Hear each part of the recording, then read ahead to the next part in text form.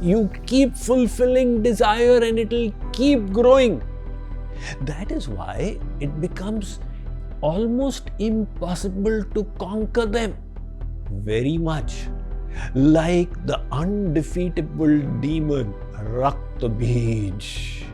He was endowed with the boon that if anybody fought with him and shed one drop of his blood, when the blood fell on the earth, it would give rise to a cloned expansion of Rakta Bij, with the clone possessing the same abilities. None of the devatas had the means to subdue him. When they requested Mother Durga, but she faced the same problem in her battle with him. From Mother Durga's forehead then manifested another form of the Divine Mother, Kali. And what did Kali do?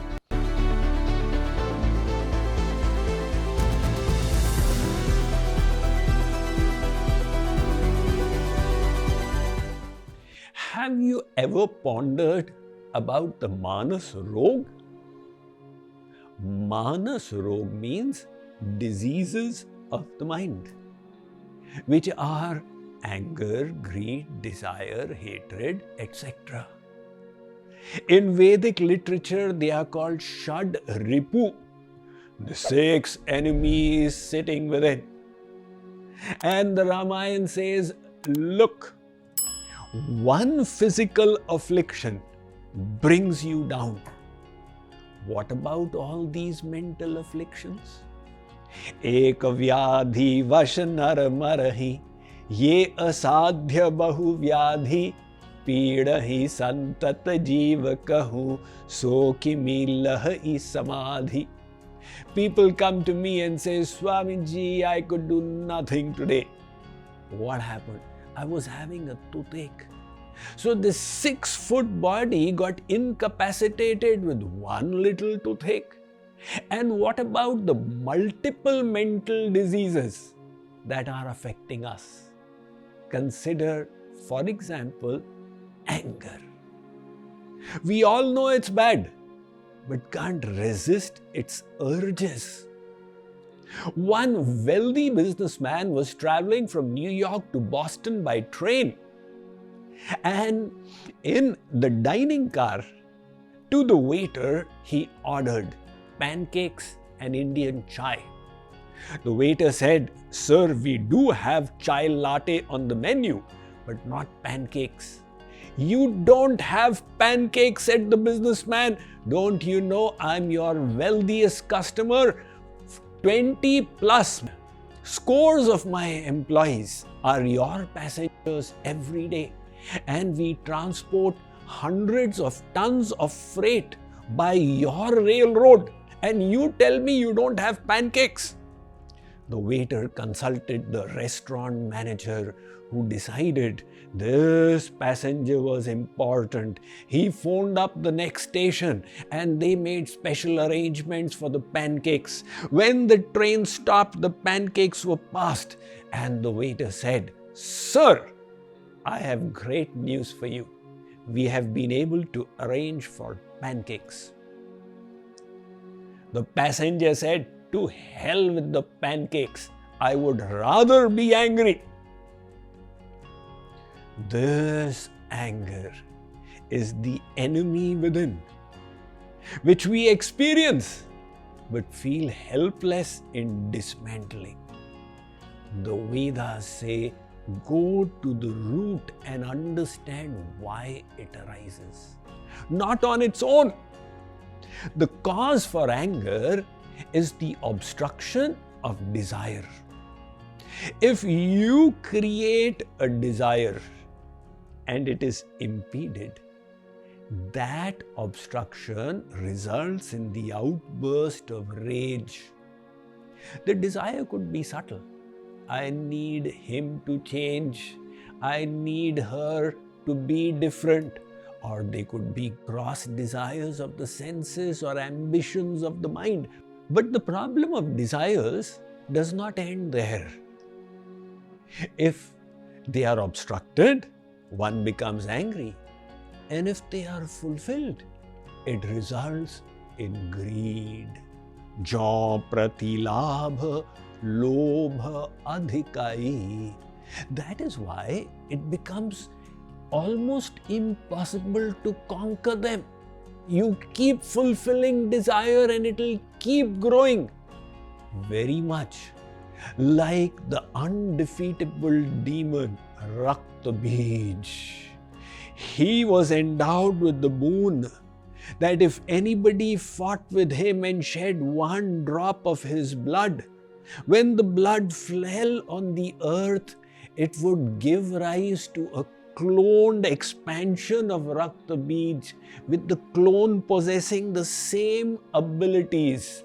And that is why hundreds and thousands of Rakta Bijas would keep getting created. None of the Devatas had the means to subdue him. When they requested Mother Durga, but she faced the same problem in her battle with him.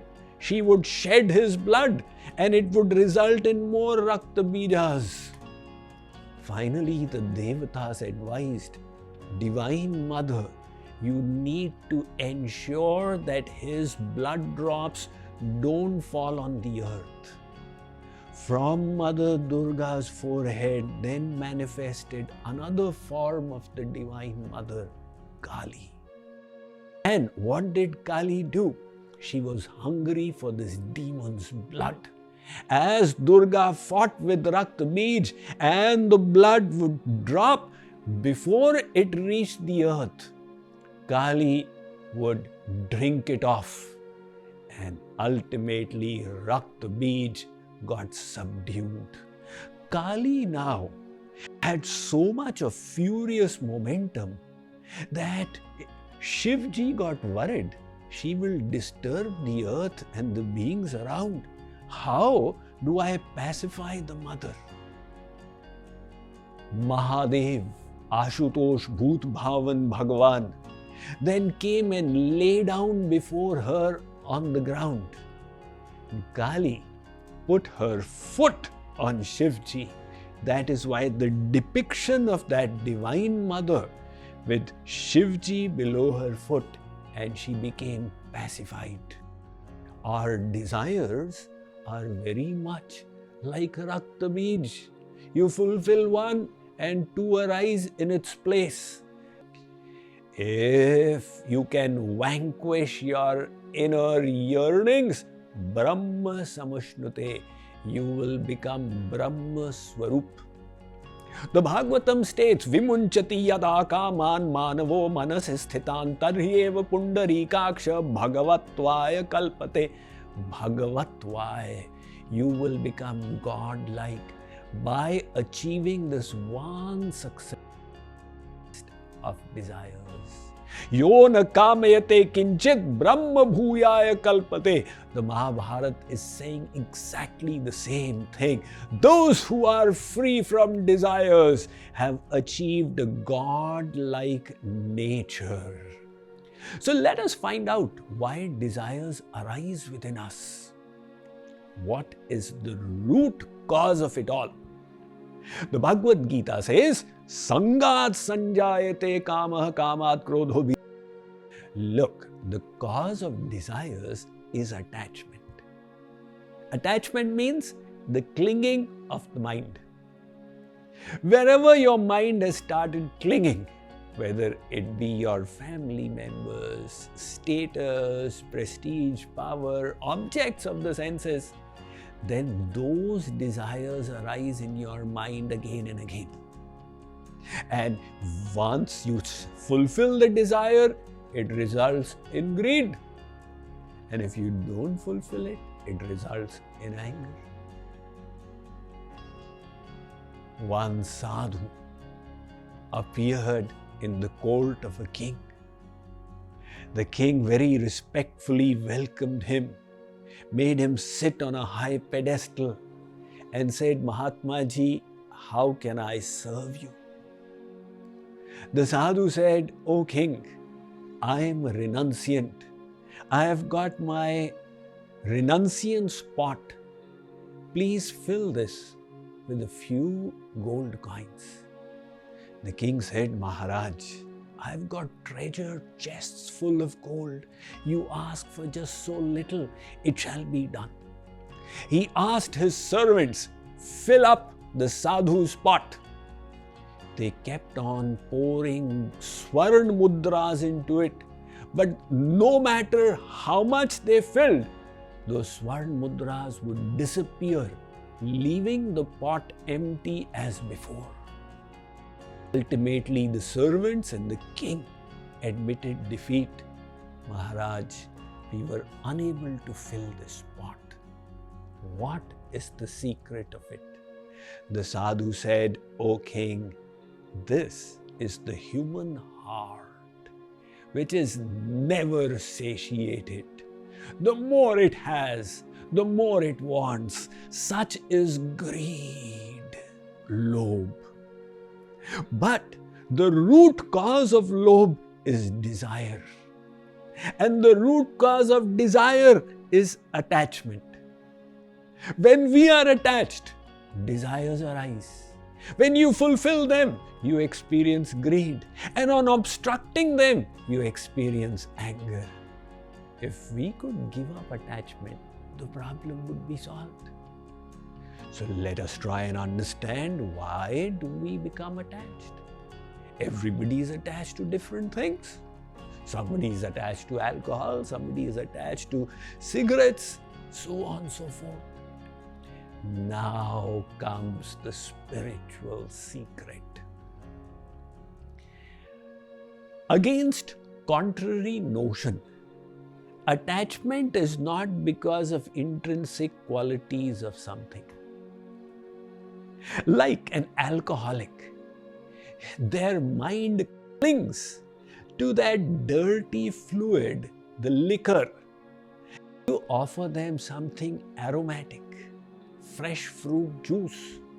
They say, I don't want it. Why is it that you're wanting this thing with the obnoxious smell? I don't know why the desire is arising for it. The reason was the attachment. So, attachment is irrespective of the qualities of the object. How then does attachment arise?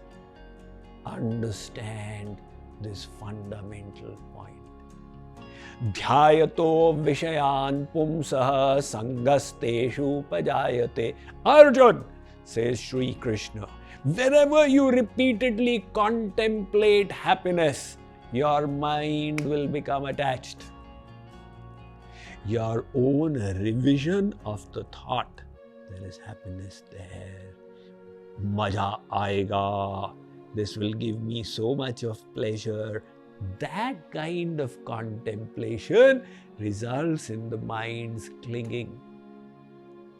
At a school bus stand, every morning, high school boys come and stand there. They are detached from each other. But one boy starts contemplating happiness in a girl, and his mind becomes attached. Now that girl refuses to befriend him, and he goes and commits suicide. His friends are astonished. What went wrong? We were all on the same bus stand. How come his mind got so attached? It was the repeated contemplation. That contemplation somebody does towards the cigarette and gets attached to such a stupid thing. You know, the best definition of cigarette I have heard is a pipe with smoke at one end and a fool at the other end. But the person got fooled by their own practice of thoughts, the chintan. Now that we have understood the entire structure of mental afflictions, what is the solution? Sri Krishna has given it in the Srimad Bhagavatam in one powerful verse. Vishayan dhyayataschittam vishayeshu vishajyate mamanusmarataschittam mayyeva praviliyate. He says, look, repeated contemplation of happiness in material things resulted in your attachment there.